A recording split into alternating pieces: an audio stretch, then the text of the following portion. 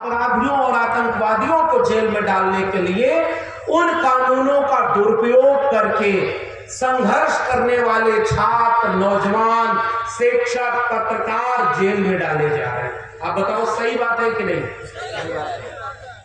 मुकदमा इसलिए न्यायालय और पुलिस के लोगों के द्वारा एक व्यवस्था लोकतंत्र में दी गई कि किसी के साथ अन्याय होगा तो न्याय करने का काम किसका होगा? न्यायपालिका का और पुलिस का होगा। और पुलिस का काम इस समय क्या हो गया है? चंद रोज पहले हमने देखा कि जो वोट डालने जा रहा है उसके सामने पुलिस किस रूप में खड़ी होगी। क्या इस उत्तर प्रदेश के पूर्वांचल के इलाके से कोई ऐसा गांव, कोई ऐसा जिला, वहां के लोग अगर आए हों और बताएं कि उनके जिले का कोई फर्जी मुकदमा में जेल में नहीं है, तो जरा हाथ उठाएं, मैं भी उस जिले को जानना चाहता हूं जहां लड़ने वाले लोग क्या जेल में या फर्जी मुकदमे से परेशान नहीं किए जा रहे। इसमें दोष पुलिस या न्यायपालिका का नहीं है। जिसे आपने राजा चुना है वो अपना राज अपने तरीके से चला रहा है। और कुशीनगर केवल 53 किलोमीटर दूर है, गूगल करेंगे तो पता चलेगा, जिस जगह के लोग आज वहां पहुंचकर राज चला रहे हैं। यह दीगर बात है कि मुकदमा उनके भी ऊपर हुआ, लेकिन जब बड़े ओहदे पर पहुंच जाएं तो आप भी अपना मुकदमा वापस करवा लीजिएगा। इसका भी सबक उत्तर प्रदेश में आपको मिला हुआ है। इसलिए मुकदमा अगर ऐसा हो तो डरने की जरूरत नहीं। लेकिन क्या यह अफसोस की बात नहीं है कि जिन कानूनों से देश को लोकतांत्रिक बनाया जाना था, उन कानूनों का दुरुपयोग हो रहा है। संविधान यहां से खतरे में है। लोग वोट डालते हैं, संविधान मेरे लिए क्या है? कभी फुर्सत मिले तो पढ़ना मुझे, मैं तुम्हारी बेशुमार मुश्किलों का समाधान हूं, मैं भारत का संविधान हूं। जो इस देश के कमजोर, गरीब, दबे कुचले, मजलूम लोग थे, उनकी मुश्किलों का समाधान जिस किताब ने किया, उसका नाम भारत का संविधान है।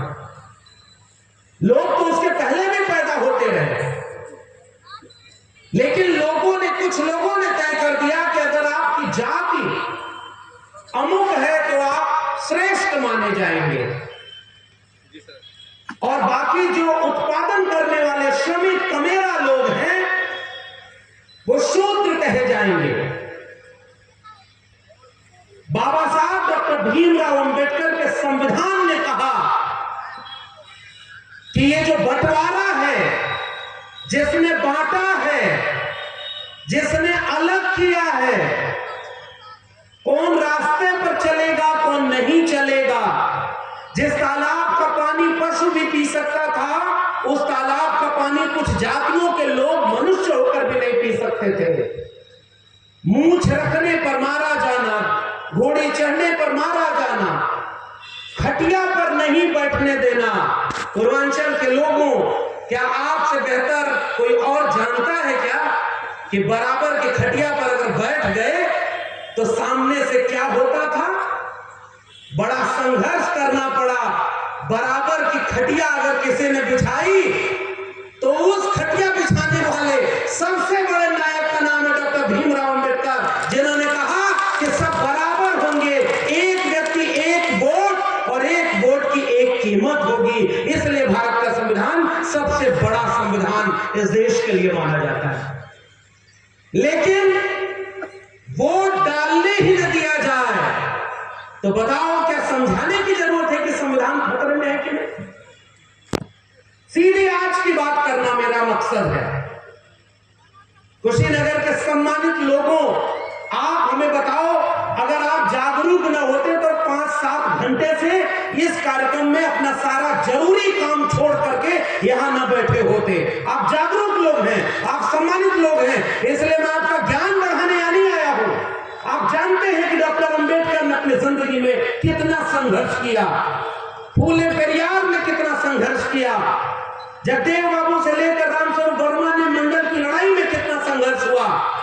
इस मंच का इस्तेमाल मैं इतिहास बताने में करूं तो मुझे लगता है कि उससे ज्यादा जरूरी बात है कि वहां किताबें मिल रही हैं, किताबें पढ़िएगा। इस मंच का इस्तेमाल ये करने में होना चाहिए कि अगर आज डॉक्टर अंबेडकर होते तो वो कौन सी लड़ाई लड़ रहे होते। इसलिए मैं आपके बीच में आज की कुछ चुनौतियों को आपसे साझा कर रहा हूं। आज फूले होते, आज छत्रपति शिवाजी महाराज होते, आज जगदेव बाबू रामस्वरूप वर्मा होते तो कौन सी लड़ाई लड़ रहा होता। क्योंकि इस कार्यक्रम के बाद आप ही जाएंगे तो आप भी किसी भ्रम, किसी छलावे में कहीं आ न जाएं। इसलिए बहुत गंभीर बातें यहां से लेकर जाइए। हम बहुत मुश्किल दौर में जा रहे हैं। अगर आज इस कारवां को रोका गया और जो लोग संविधान के कारवां को रोकना चाहते हैं वो अगर जीत गए तो ये हजारों साल से जो लड़ाई लड़ी गई थी वो लड़ाई हमारी आंखों के सामने हारी जाएगी और आने वाली पीढ़ियों की नजर में हम वो दोषी और सबसे बड़े गुनहगार साबित होंगे। बताइए सही बात है कि नहीं? हमारी आंखों के सामने जो चुनौती अगर हम वो न रोक पाए, और बताओ आप हाथ उठा करके कि जिस वोट डालने का अधिकार बाबा साहब के संविधान ने दिया, क्या वो आपके हाथ में सुरक्षित बचा है? जिस मशीन का इस्तेमाल उस मशीन के बनाने वाले नहीं करते, आपके यहां उस मशीन से वोट डाला जाता है। और अभी कुछ चुनाव हुए हैं, पता चला कि गांव वाले कह रहे हैं कि हम वोट डाले किसी और को, चला गया किसी और को, लेकिन अगले शपथ ग्रहण की तैयारी हो रही है। बताओ संविधान कहां बचा हुआ? मैं कल महाराष्ट्र में था और उत्तर प्रदेश के लोगों, आपके पास 2 साल है, इसलिए मैं आज की बात करने आपसे आया। और आपको याद होना चाहिए कि पिछली बार क्या हुआ। आप किसी को वोट दीजिए, बात इसकी यहां नहीं होनी है। बात इसकी यहां होनी है कि जो महाराष्ट्र में कल मुझे वहां के अंबेडकरवादी और तमाम लोगों ने बताया कि साहब आप संविधान की बात क्या करते हैं, संविधान बचा कहां है? हमारा वोट तो लूट लिया गया। हमने जिन्हें वोट नहीं दिया उनको वो लोग जीता हुआ घोषित कर दिए। आपको भी पता होगा इस बात को। संविधान यहां से खतरे में है। चंद रोज पहले लखनऊ में कुछ लोग धरना देने गए, उनके हाथ में तख्तियां थी, मैं जिंदा हूं लेकिन अपने वोटर लिस्ट में मेरा नाम नहीं है। संविधान यहां खतरे में है। जिस वोट डालने का अधिकार देने के लिए बाबा साहब अंबेडकर ने जाति, धर्म और भाषा नहीं देके लड़ करके जो वोट देने का अधिकार मिला, जब आपके हाथ से वही छिन गया तो आप अपना राजा कहां से चुनोगे? क्योंकि डॉक्टर अंबेडकर ने जो मौका आपको दिया था कि राजा रानी के पेट से पैदा नहीं होगा, जनता के वोट से पैदा होगा। और वोट देने का अधिकार जो कौम, जो समाज बचा न पाए, 2 ही चीज की तो लूट होती है सबसे बड़ी, एक नोट की लूट और दूसरा वोट की लूट। संविधान दिवस मनाने वाले लोगों, मैं आपसे पूछना चाहता हूं, ये दोनों लूट हमारे सामने हो रही है कि नहीं? नोट लूटा जा रहा है, महंगाई, बेरोजगारी, तमाम तरह की चीजों के नाम पर। एक कार्यक्रम शुरू हुआ, एक सज्जन, बहुत सम्मानित सज्जन आए, उन्होंने कुछ ऐसा नाम ले लिया कि फलाने न होते तो संविधान दिवस न मना पाते। ये हिम्मत देखिए, मैं तो उनको प्रणाम करता हूं। ये हिम्मत होनी चाहिए, ये हिम्मत आपके भीतर होनी चाहिए कि आप भी कुशीनगर के चौराहों पर खड़े होकर कम से कम ये सच तो बोलना सीख लीजिए कि अगर बाबा साहब अंबेडकर न होते तो हम इस देश में कुशीनगर चौराहे पर सम्मान से खड़े नहीं हो पाते। केवल इतना सीखना है हमें उनसे, हमें यही सीखना, क्योंकि सच बोल पाने में भी हम डरते हैं और वो झूठ और लूट वाले लोग भी क्या क्या पाखंड फैलाने में भी परहेज नहीं करते। तो नोट लूटा जा रहा है हमारा, संविधान यहां से खतरे में है। बहुत हुई महंगाई की मार, अब की बार फलाने सरकार, याद है भोजपुरी समाज के लोगों? नाम लेने की जरूरत नहीं, वैचारिक कार्यक्रम है और आयोजन करने वालों में बहुत सारे तो सरकारी नौकरी वाले लोग हैं, मैं हिम्मत को दाद देता हूँ। अवधेश जी भाषण भी दे दिए आकर के। भाई ऐसे दिलेर लोगों के लिए आप लोगों को जोरदार ताली बजानी चाहिए, जिन्होंने नौकरी की परवाह नहीं की।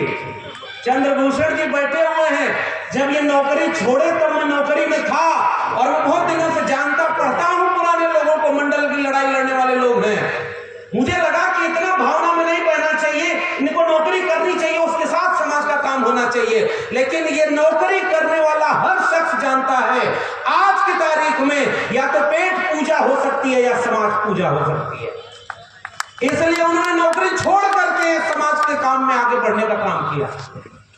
और हम जो खड़े हैं आपके सामने, हमने नौकरी कुर्बान कर दी, क्योंकि हमारे सामने शर्त रखी गई थी कि चुप हो जाओ। मैं तो वैसे ही, अभी हमारे सम्मानित लोगों ने कहा भी, डॉक्टर अंबेडकर भी पढ़े लिखे थे, और जितने नौजवान आए हैं मैं उनको भी कहना चाहूंगा, जब तक पढ़ाई पूरी न हो जाए अपने पैर पर खड़े मत हो जाना, तब तक कोई समाज बदलने के काम में आप आगे मत आना। अभी अपने पहली पीढ़ी के लोगों को कहो कि आप आगे आगे काम करो। जब आपका पैर मजबूत रहेगा तो आप अपने समाज को बचाने की लड़ाई को आगे ले चलेंगे, लेकिन तब तक अपनी विचारधारा से जुड़े जरूर रहना। तो डॉक्टर भीमराव अंबेडकर को नायक बनाओ, और बधाई दो इस मंच के आयोजकों को कि ओबीसी समाज के आने वाले इतने लोगों ने इकट्ठा होकर के संविधान दिवस मनाया है और डॉक्टर अंबेडकर को अपना नायक और मसीहा मानने का काम किया। यही वो एकजुटता है जो उनको डराती है। तो फलाने कहते हैं कि बंटोगे तो कटोगे, जबकि जोड़ने वाले तो इधर बैठे हुए हैं। संविधान से बड़ा कोई जोड़ने वाली चीज इस देश में है क्या? मैं आपसे पूछना चाहता हूं, क्या ये देश पहले बंटा हुआ नहीं था? और बांटा किसने? आप लोग भी बड़ा डर के सोच विचार के कि लक्ष्मण जी बुलाए गए हैं, भाषण यही दे जो खतरा हो इन्हीं के ऊपर हो। हम तो बड़ा चुपचाप तो हम कथा मतलब सुनत बड़ा है ना, कथा भागवत के चर्चा यहाँ नहीं थे, वहां जाएगी पड़ेगी। यहाँ जाके मैं छत्तीसगढ़ गया तो वहां पर बोला एगो बाबा आया, वो कहा एक लोटा जल सभी समस्याओं का हल। अरे दादा, एक लोटा जल में सारी समस्या का हल। उसका एक दिन में भाषण मुझे वहां के लोगों ने सुनाया, बहुजनों ने सुनाया। वो बोला कि अगर आपका बच्चा पढ़ने में कमजोर हो और जिस दिन उसका इम्तिहान हो तो बेलपत्री पर थोड़ा शहद लगा के फलाने जगह लगा दीजिएगा, आपका बच्चा पास हो जाएगा। कुछ दिन बाद अखबार में खबर छपी कि अगर आपका लड़का 8वीं में फेल हो जाए। बिल्कुल झूठा हो कि ना? जोर से बोला लोगन। बिल्कुल हमारे औपचारिक भाषण देने से काम हम नहीं पे चले वाला, कार्यक्रम हो जाएगा। लेकिन एक बात याद रखना कुशीनगर के लोगों, हम इतिहास के उस मुहाने पर खड़े हैं कि अगली बार अगर हम आज जागरूक नहीं हुए तो इतना बड़ा कार्यक्रम भी आप नहीं कर पाओगे। ये बात नोट कर लेना। जितने लोग आयोजन करेंगे इनके ऊपर जांच बैठेगी, जो चंदा देगा उसके ऊपर जांच बैठेगी, जो आयोजन में आएगा उसके ऊपर जांच बैठेगी। कुछ और करके आपको डराया जाएगा, आप बोल नहीं सकते, आप गुलाम बना दिए जाओगे। बताओ, गुलामों को गुलामी का एहसास कराकर हजारों साल लगा, तब संविधान मिला, और आपके सामने चंद 10 साल में सारी गुलामी वापस आपके ऊपर थोपी जा रही है और आप गुलामी को रोक भी नहीं पा रहे। फिर किस बात का ये सम्मेलन? केवल भाषण देने से अब कोई परिवर्तन नहीं होने वाला।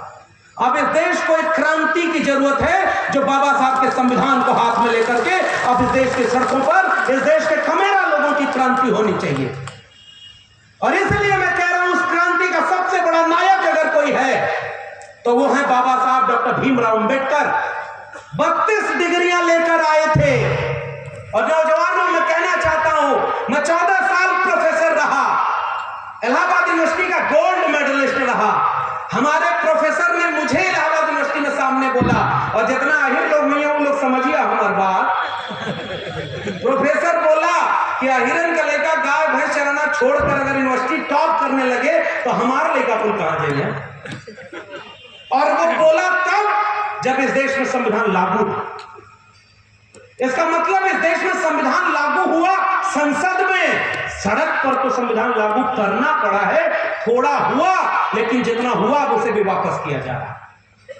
मैं विश्वविद्यालय में 14 साल प्रोफेसर रहा और मैं आपसे बता के जा रहा हूं, क्यों मैं कह रहा हूं डॉक्टर अंबेडकर हमारा नायक है। 32 डिग्रियां लेकर लौटे, 4 पीएचडी की डिग्री थी और 1 डिग्री फर्जी नहीं, सारी ओरिजिनल डिग्रियां। डॉक्टर अंबेडकर की 1 भी डिग्री फर्जी नहीं थी, ओरिजिनल डिग्री लेकर आए। चपरासी फाइल फेंक कर दे रहा था, पता है ना कहानी। और जब हमारे ऊपर बीता, और यही उत्तर प्रदेश है, मुख्यमंत्री जो रहे, उस मुख्यमंत्री के रहने, जिनके पिता मुख्यमंत्री रहे, जो विदेश से पढ़ाई पढ़ के आए, और जब मुख्यमंत्री आवास से निकले तो उनका आवास गंगा जल से धुलवाया गया। भूल जाओगे क्या? अब बताओ अब कौन क्या है। मैं आपसे पूछने आया, बताओ कुशीनगर के लोगों, बिहार यहां से 20 किलोमीटर दूर है, हम उत्तर प्रदेश में खड़े हैं, और नौजवानों ये इतिहास जरा पढ़ना और सोचना। बिहार के मुख्यमंत्री थे कर्पूरी ठाकुर, नाई समाज से आते थे, और उत्तर प्रदेश के मुख्यमंत्री थे राम नरेश यादव। और गालियां दी गई कि दिल्ली से चमड़ा भेजा संदेश, बार बनावे कर्पूरी और भैंस चरावे राम नरेश।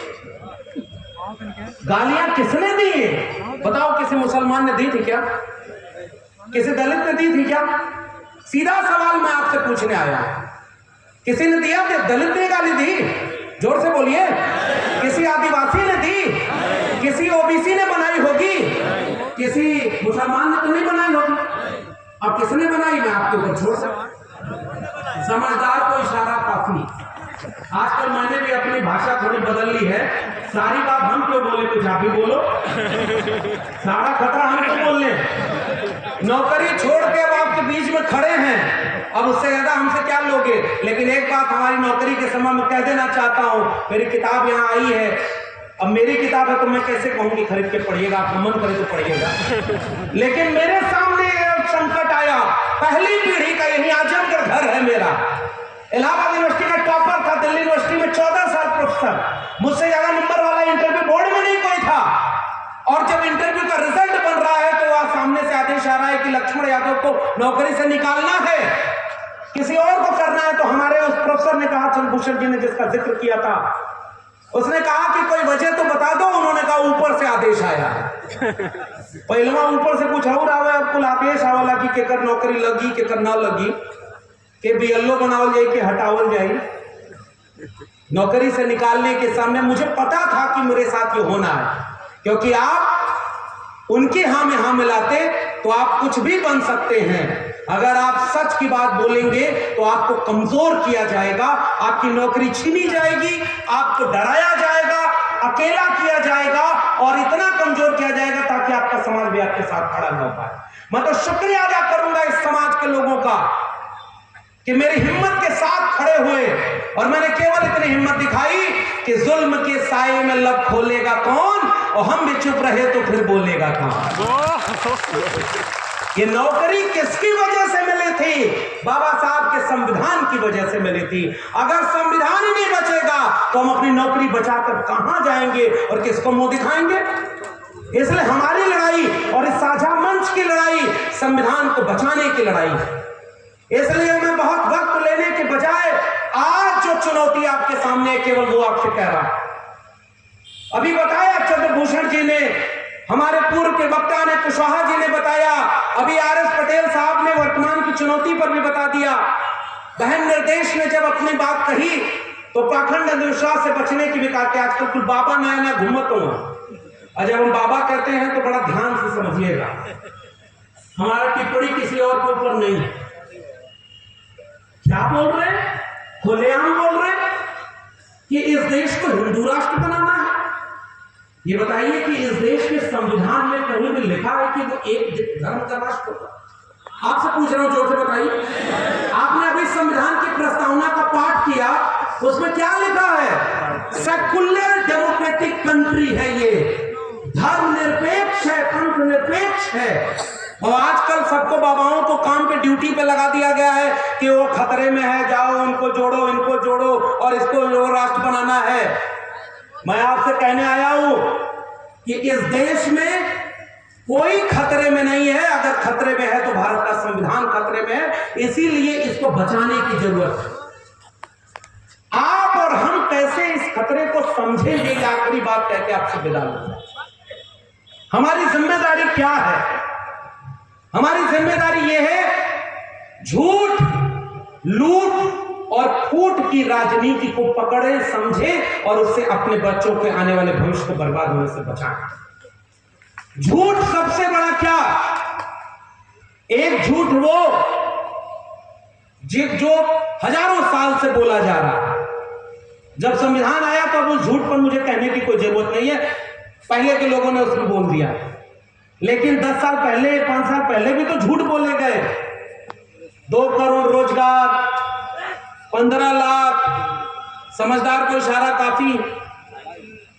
एगो तोता एगो आदमी पल्ले रहे, सुना भाई से। वो तोता अपने दोस्त के देखे तो कहे कि पागल आ गया। उसका दोस्त एक दिन बुला के कहा